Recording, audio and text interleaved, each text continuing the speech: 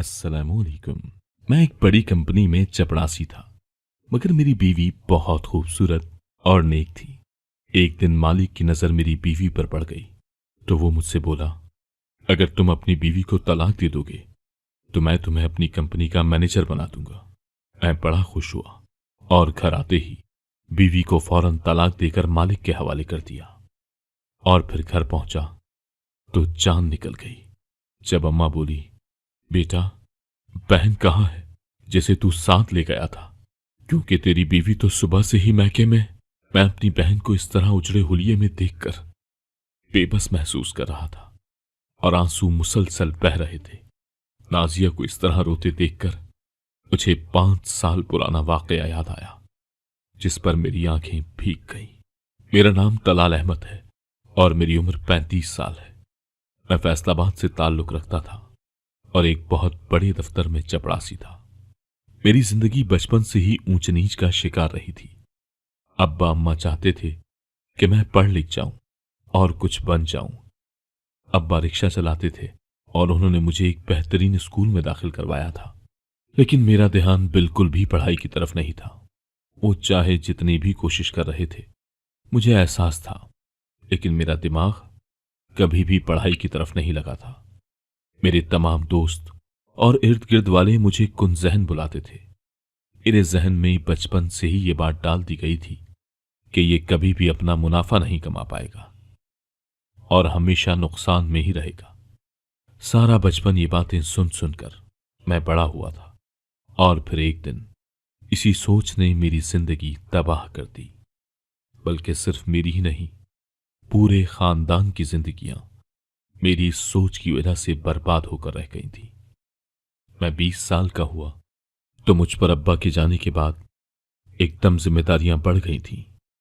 मैं जो सारा सारा दिन बाहर रहता और अपने दोस्तों के साथ आवारागर्दी करता था, अब मुझे आटे और दाल के भाव पता लगे तो मालूम हुआ था कि ये जिंदगी इतनी आसान नहीं है जितनी अब्बा के होते हुए थी। तब घर आता तो खाना गर्म मिलता था, सुबह उठता था तो कपड़े इस्त्री, इसी तरह दिन गुजर जाता था। अब्बा की वफात के बाद पहले दिन जब आंख खुली तो अम्मा ने कहा, बेटा, अंडे ला दो, नाश्ता बनाना है। तब मैंने अपनी खाली जेब की तरफ देखा जिसमें 100 रुपए अब्बा ने 2 दिन पहले ही रखे थे। मैं उन्हीं पैसों में से जाकर नाश्ते का सामान ले आया और तब मुझे हकीकी मानों में ये फिक्र लाहक हुई थी कि अब से अगले वक्त के लिए क्या करूं, दोपहर में घर क्या कहूंगा। उस वक्त अम्मा की नसीहतें, बाबा की फिटकार सब याद आ रहा था और सब पछतावा हो रहा था कि मैंने अपना एक बड़ा वक्त क्यों नादानी में गुजार दिया। सारा दिन मारा मारा फिरने के बाद मुझे थोड़ा बहुत मजदूरी का काम मिल गया, जिससे इतने पैसे आ जाते थे कि मैं रात को घर खाने के लिए सब्जी लेकर जा सकता था। मैं सारा दिन ईंटें धोता रहा और मेहनत मजदूरी करता रहा। ये पहली दफा था और मेरा पहला काम था जो मैंने अपने हाथ से किया। वो चंद पैसे जो मेरे हाथ पर मालिक ने रखे थे, वो मेरी आज की कमाई थी। और तब मुझे एहसास हुआ कि इतने पैसे अगर अब्बा मेरे हाथ में रखते थे तो मैं उन्हें कैसे जवाब देता था। और आज जब खुद कमाए तो एहसास हुआ कि इतनी सी रकम के लिए सारा दिन ख्वार होना क्या होता है।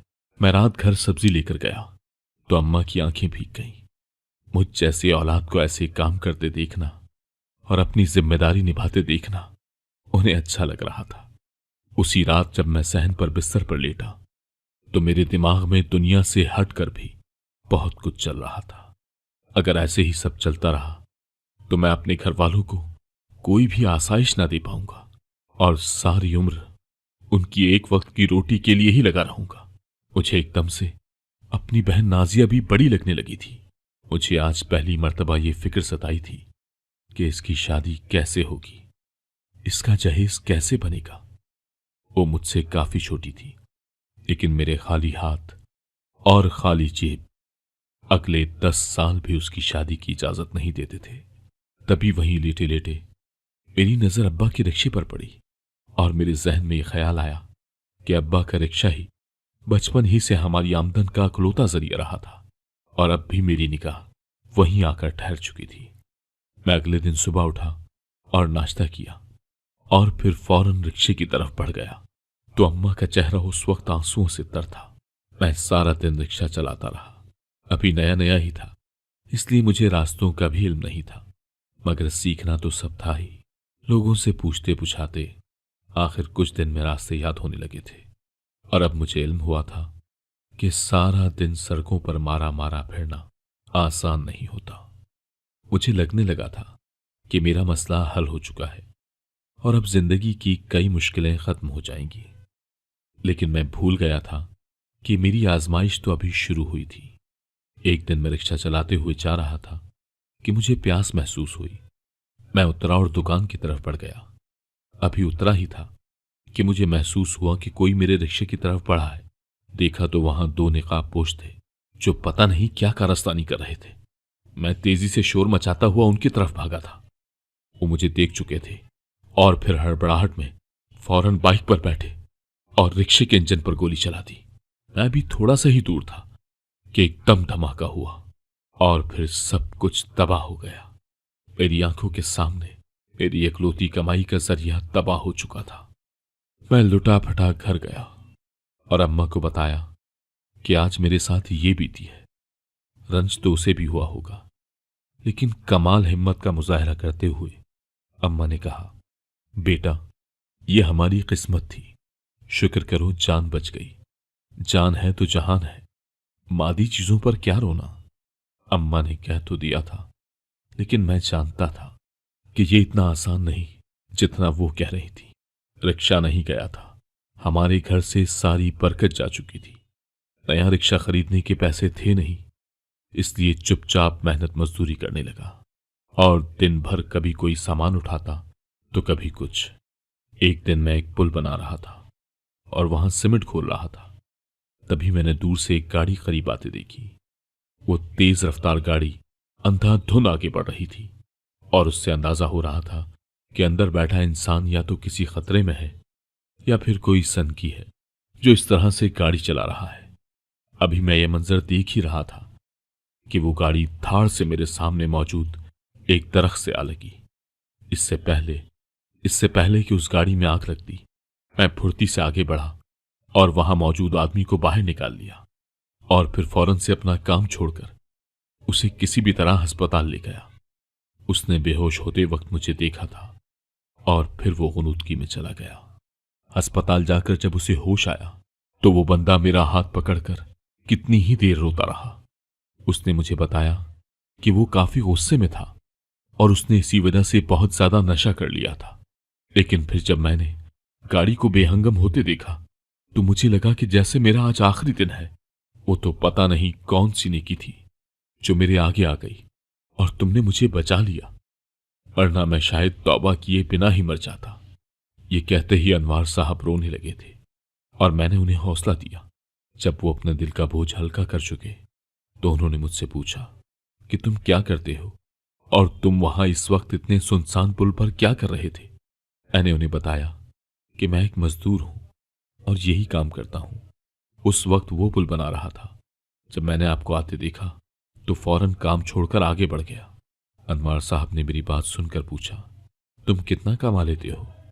मुझे इस सवाल पर थोड़ी सी शर्म तो आई, लेकिन फिर मैंने कहा कि इतना कमा लेता हूं कि 2 वक्त की रोटी आ जाती है। अनवार साहब मेरी बात सुनकर सोच में पड़ गए और फिर उन्होंने कहा कि मुझे तुम जैसे ईमानदार आदमी की जरूरत है, क्योंकि मेरे इर्द गिर्द ऐसे बहुत से लोग हैं जो मुझे पीछे को घसीटना चाहते हैं और ऐसे दौर में तुम मुझे मिल गए हो। तो मैं चाहता हूं कि तुम मेरी कंपनी में क्लर्क का काम करो। इस तरह तुम्हारी तनख्वाह भी अब से ज्यादा होगी और मेरे दफ्तर में तुम जैसा ईमानदार आदमी भी आ जाएगा। मुझे ये ऑफर बहुत पसंद आई थी, क्योंकि रोज रोज काम के लिए मारा मारा फिरना बहुत मुश्किल होता था। कभी काम मिलता तो कभी नहीं। अगर मिल जाता तो कभी इतना कम होता था कि मुझे घर जाते शर्म आती। इस तरह कम से कम 1 महीने बाद ही सही हाथ में कोई रकम तो आ जाती और मैंने अनवार साहब की कंपनी में नौकरी करना शुरू कर दी। अम्मा बहुत खुश हुई थी। वो चाहती थी कि मैं अब अपनी और अपनी बहन की शादी कर लूं, लेकिन मैंने अक्सर नाजिया को रातों को जाग कर पढ़ते देखा था। अभी वो मैट्रिक ही में तो थी, लेकिन इतना अच्छा पढ़ती और अपनी पढ़ाई पर इतनी तवज्जो देती थी कि मैंने सोच लिया था, अब जो भी हो जाए मैं नाजिया की शादी उस वक्त से पहले नहीं करूंगा जब तक इसकी पढ़ाई मुकम्मल नहीं हो जाती। वक्त ने मुझे और कुछ नहीं तो तालीम की अहमियत तो समझा ही दी थी।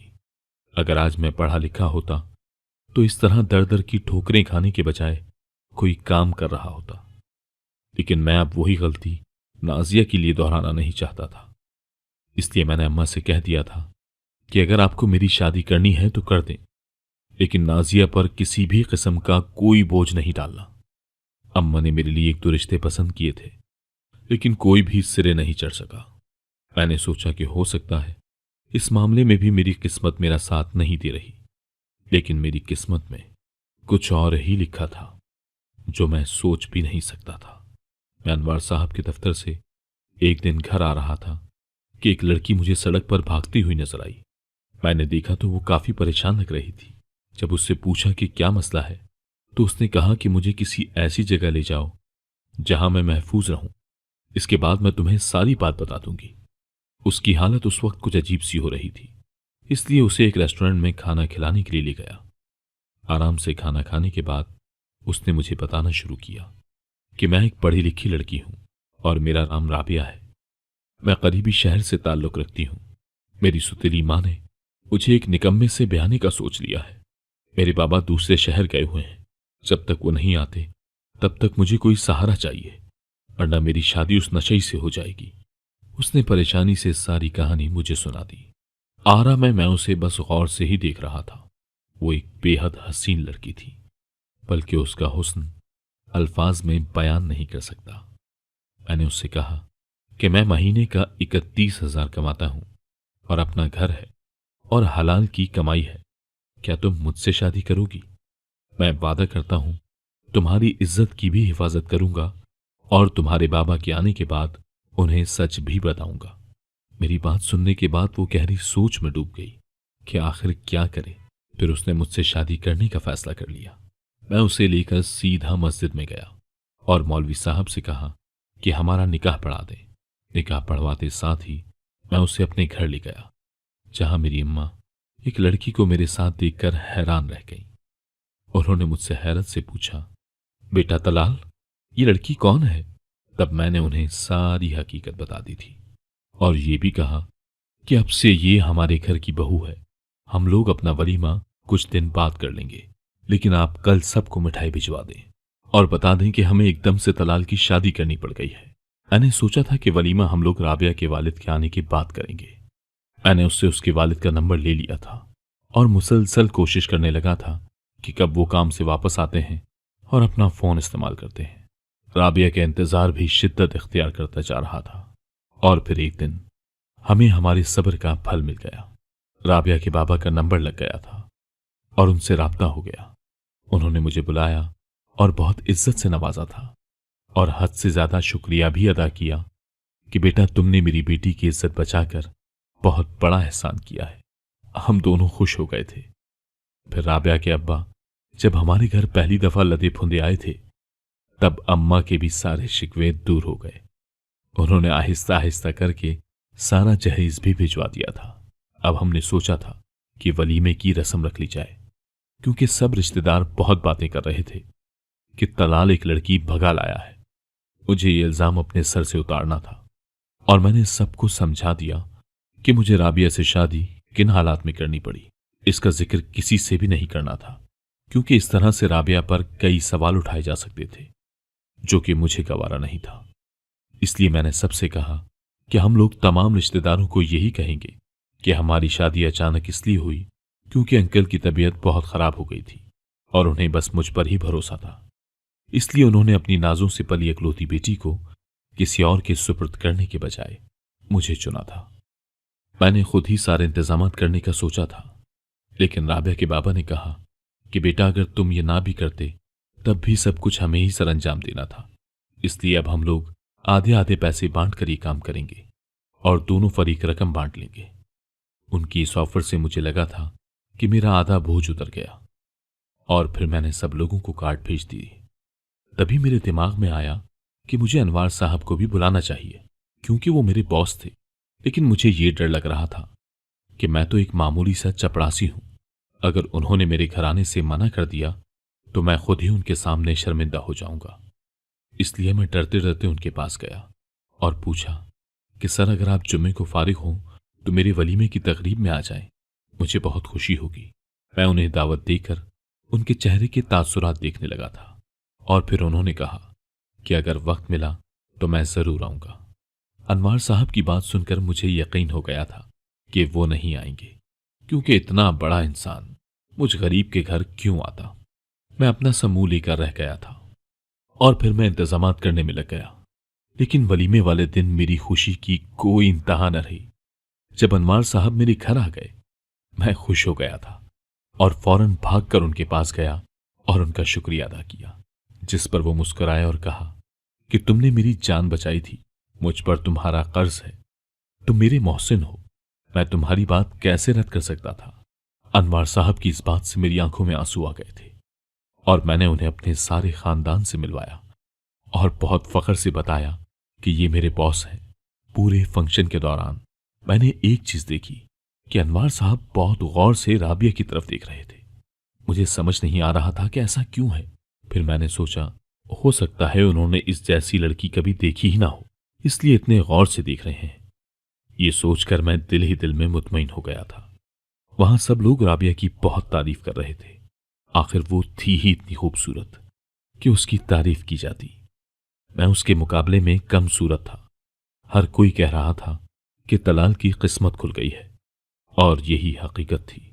आखिरकार तकरीब खत्म हो गई और सब अपने अपने घर को रवाना हो गए। अगले दिन मैं ऑफिस पहुंचा तो मेरे बॉस मेरे इंतजार में थे। उन्होंने मुझे बुलाया और अपने सामने वाली कुर्सी पर बिठाया और फिर कहा कि कुछ लोग अमीर होने में कई साल लगा देते हैं और कुछ को एक दिन में एक बड़ा मौका मिलता है, लेकिन वो बंदा सबसे बड़ा बेवकूफ होता है जो हाथ लगा मौका गंवा देता है। मैं अनवार साहब की इस बात पर काफी हैरान सा रह गया था कि आखिर वो कहना क्या चाह रहे थे। मैं नासमझी से उन्हें देख रहा था और फिर कहा, सर मैं समझा नहीं। उन्होंने कहना शुरू किया कि मेरे पास तुम्हारे लिए एक ऑफर है। और फिर जो बात उन्होंने मुझे कही वो सुनकर मैं हैरान रह गया, लेकिन मुझे समझ नहीं आ रहा था कि मैं उन्हें क्या जवाब दूं। वो मेरे मोहसिन थे, उन्होंने मुझे एक बाइज्जत नौकरी दी थी और अब वो जो ऑफर मुझे दे रहे थे, कोई गैरतमंद होता तो शायद उनके मुंह पर तमाचा दे मारता। लेकिन मेरे जहन में मेरा सारा बचपन दौड़ आया, जहां सिर्फ महरूमियां ही थी। अगर मुझे एक मौका मिल रहा था तो मैं कैसे जाया कर देता, इससे पहले कि मैं उन्हें कोई भी जवाब देता। बॉस ने कहा, तुम आज का वक्त ले लो और आराम से घर जाकर सोचो, लेकिन आज रात 12 बजे से पहले फैसला कर लो, क्योंकि इसके बाद ये ऑफर खत्म हो जाएगी। मैं बिना कुछ कहे खामोशी से दफ्तर से बाहर निकल आया। मैं घर आ गया था। मुझे राबिया ने उस वक्त देखा तो परेशान हो गई और कहा, आप इस वक्त क्यों आ गए? सब ठीक तो है ना? आपकी तबीयत तो ठीक है ना? राबिया की इतनी फिक्र महसूस करके मैंने उसकी तरफ अजीब सी नजरों से देखा था। मैं उसे इस चीज के बारे में कैसे बताता? मैंने राबिया से बस इतना ही कहा कि मेरी तबीयत खराब है और उसने सारा दिन मेरी बहुत खिदमत की, मुझे पलकों पर बिठा कर रखा। मैं सारा दिन अपने फैसले पर गौर करता रहा कि आखिर क्या करूं, लेकिन मेरी आंखों के सामने मेरे बचपन की गुर्बत आती रही और मैंने सोचा कि मुझे अपने मुस्तकबिल को हर चीज से ऊपर रखना है। और फिर यह फैसला करके मैंने अपने बॉस को कॉल मिलाई और उन्हें हाँ कर दी और फिर लंबी सांस लेकर अपने बिस्तर पर आ गया। मैंने राबिया को कहा कि सुबह तक तैयार हो जाना, मैं तुम्हें घुमाने लेकर जाऊंगा। अगले दिन सुबह हुई तो मैंने आवाज लगाई और वो बोतल के जिन की तरह हाजिर हो गई। राबिया ने आज निकाब किया हुआ था। मैं थोड़ा सा हैरान था कि आखिर आज उसने निकाब क्यों किया है, लेकिन मैं लेट हो रहा था तो फिर जल्दी से उसका हाथ थामे चल पड़ा। सारे रास्ते मेरे जहन में कल का वाकया चल रहा था। मैं उसे लेकर एक होटल में पहुंचा और फिर उसे अपने सामने खड़ा किया और कहा, मैं तुम्हें तलाक देता हूं। 3 बार तलाक देकर उसकी तरफ बिना देखे मैं बाहर निकल आया और फिर मैंने अपने बॉस को कॉल करके बता दिया कि आपका काम हो गया है। कॉल करते ही मुझे एक आदमी ने ब्रीफकेस पकड़ाया, जिसे थाम कर मैं घर आ गया। अभी मैं घर ही आया था, अभी मैं घर पहुंचा ही था कि अम्मी ने मुझसे पूछा, बेटा नाजिया कहाँ है? अम्मी की ये बात सुनकर मैं हैरान हुआ था कि भला नाजिया का मेरे साथ क्या काम।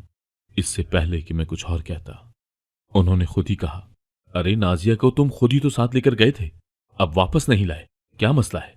अम्मी की बात सुनकर मुझे लगा मेरे इर्द गिर्द तूफान चलने लगा था। मैंने अम्मी से पूछा कि राबिया कहाँ है, कि वो आज सुबह सवेरे ही अपने मैके चली गई थी। उसके अब्बा की तबीयत बहुत खराब थी। अम्मी का ये कहना ही था कि राबिया कमरे से बाहर निकल आई और बहुत खुशदिली से मुझे सलाम किया। मुझे समझ नहीं आ रहा था कि मेरे साथ हुआ क्या है। मैं वहीं खड़ा खड़ा चकरा गया था। मैंने बॉस को फोन मिलाया, लेकिन उन्होंने कोई जवाब नहीं दिया। मैं कभी सामने खड़ी राबिया को देखता तो कभी फोन को। बॉस ने उस दिन मुझे कहा था कि मैं अपनी बीवी को तलाक दे दूं और उसके बदले में 50 लाख ले लूं। मुझे उनकी ऑफर पसंद आई थी और आज सुबह मैं राबिया को इसीलिए साथ ले गया था। मगर ये कैसे हो सकता था कि राबिया यहां खड़ी थी। तभी बॉस की कॉल आई कि तुमने मेरे साथ धोखा किया है, बीवी का बोलकर बहन दे दी, अब तुम्हें वो वापस नहीं मिलेगी। मैं तो सर पकड़ कर रह गया था कि ये क्या हो गया। तभी राबिया मेरे पास आई और कहा, आप समझना चाहते हैं ना कि आपके साथ क्या हुआ है? मैं बताती हूं। मैंने रात को आपकी और आपके बॉस की बातें सुन ली थी और फिर मैंने आपको सबक सिखाने का सोचा। सुबह उठकर नाजिया से कहा कि मैं तुम्हारे भाई को एक सरप्राइज देना चाहती हूं। तुमने बस इतना करना है कि निकाब करके अपने भाई के साथ चल देना, आगे का काम मेरा है। और फिर मैं खुद मैके चली गई और नाजिया को आपके साथ भेज दिया। मैंने सारी बात सुनकर उसे बहुत मारा था।